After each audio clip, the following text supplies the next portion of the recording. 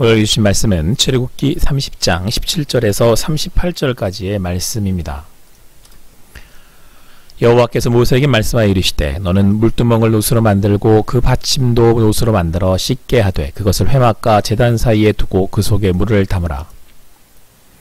아론과 그의 아들들이 그 두멍에서 수족을 씻되 그들이 회막에 들어갈 때에 물로 씻어 죽기를 면할 것이요 제단에 가까이 가서 그 직분을 행하여 여호와 앞에 화제를 살을 때에도 그리할지니라.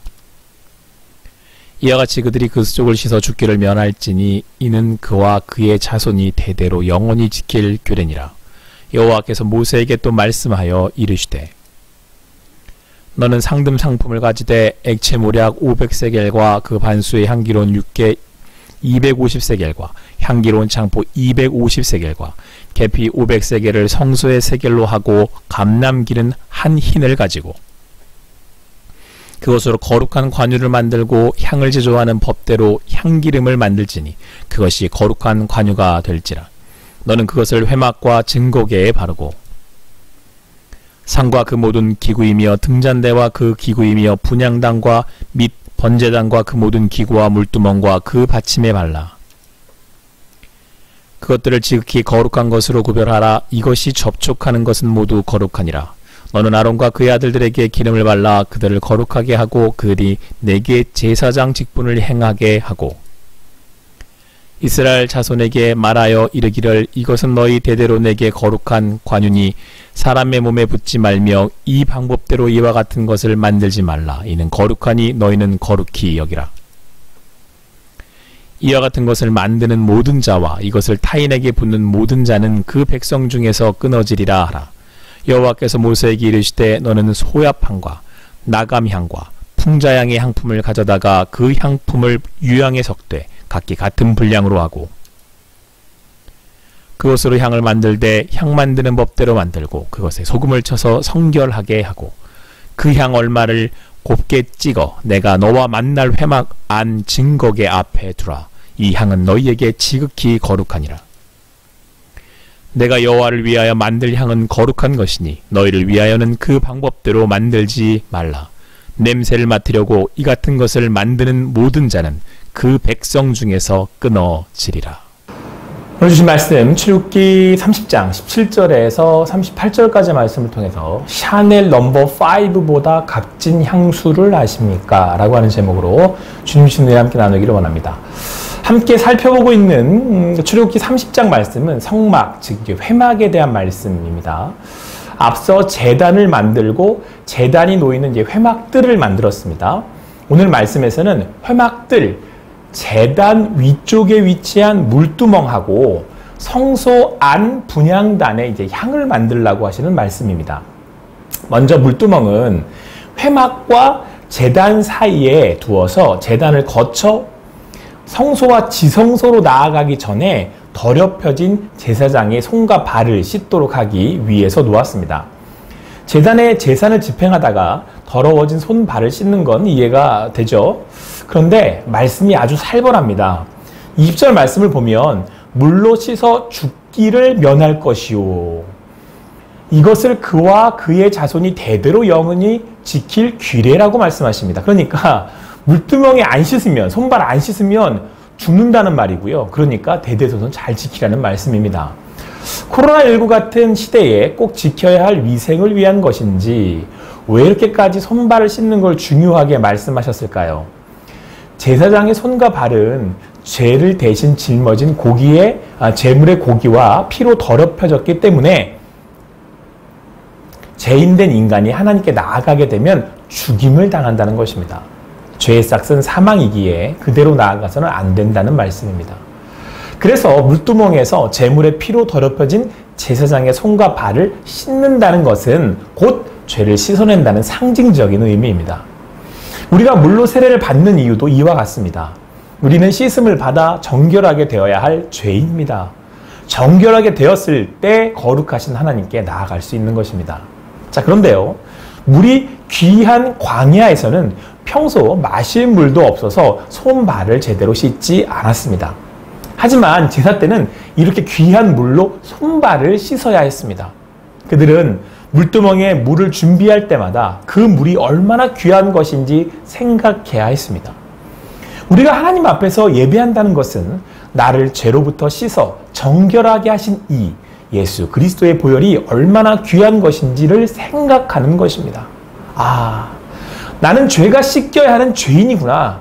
아, 나는 이렇게 귀한 생명수로 씻김을 받았구나. 여러분과 저는 생명수인 예수 그리스도의 보혈로 씻음을 받았습니다. 그리고 더럽고 추한 죄를 씻음 받아 정결하게 되었습니다. 그래서 더럽혀졌던 제사장이 깨끗하게 되어 성소로 나아가듯 하나님께로 나아갈 수 있게 된 것입니다. 죄인 되었던 내가 이 아침에도 하나님을 만날 수 있게 되었을 뿐 아니라 내가 자꾸 부를 때마다 응답하시는 은혜를 누리게 되었습니다. 이어지는 말씀에서는 물두멍을 만든 후에 상등 향품을 준비하라고 하시는데요. 이것은 최고품을 준비하라는 말씀입니다. 액체의 모략, 육개, 창포, 향품들 모두가 인도를 비롯하여 외국에서 수입되던 것들입니다. 이것들을 가지고 향유, 그러니까 향이 나는 기름을 만들라고 하셨습니다. 이렇게 좋은 것, 최고의 것을 준비해서 만들어진 향유를 어디다가 쓰느냐?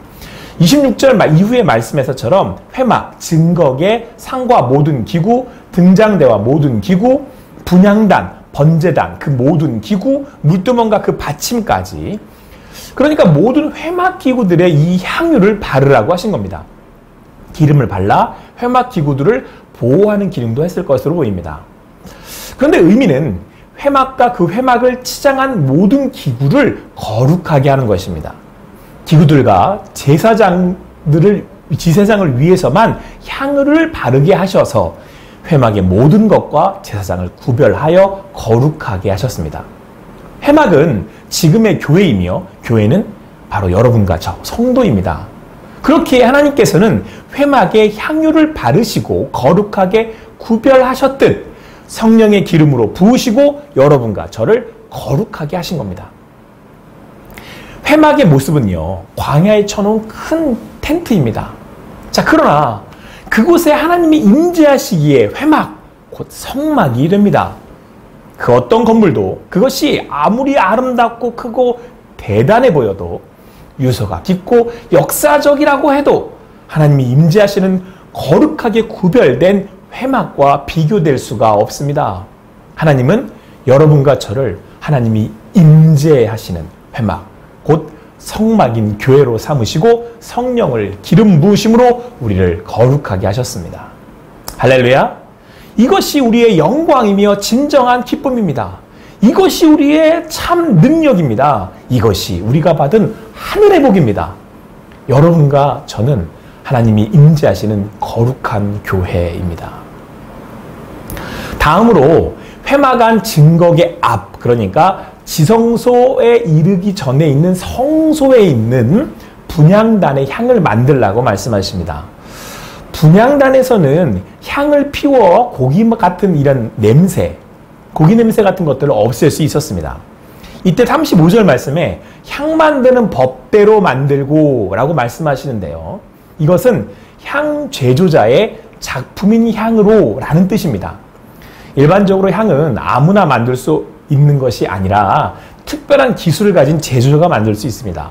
따라서 성소에서 사용할 향도 이와 마찬가지로 숭늉공의 작품으로 만들어집니다.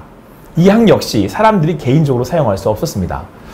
제가 향수를 잘 모르는데도 들어서 아는 유일한 향수가 샤넬 넘버 5입니다. 이 향수는 잘 모르는 사람인 저한테도 알 정도로, 제가 알 정도로 유명합니다. 비싸기도 하고, 근데 이게 만든 사람의 이름을 붙인 겁니다.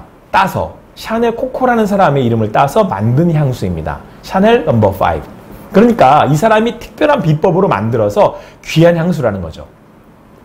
성소의 향 역시 말씀대로 최고의 재료를 사용할 뿐 아니라 최고의 숙련된 제조자가 심혈을 기울여서 만든 최고의 향품입니다. 샤넬 넘버 5가 뿌려졌다고 생각해 보십시오. 얼마나 향기롭겠습니까?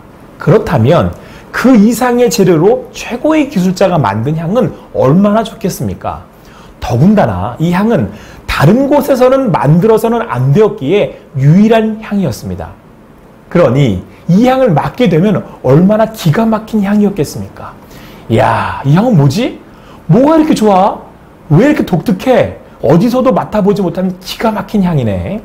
바로 이런 기가 막힌 향이 회막에서 났던 것입니다. 회막 주변으로 은은하게 퍼졌을 것입니다. 제사를 주관하는 제사장들에게는 이런 기막힌 향이 났을 것입니다. 하나님의 전 회막인 교회, 그 교회는 하나님의 향기를 냅니다.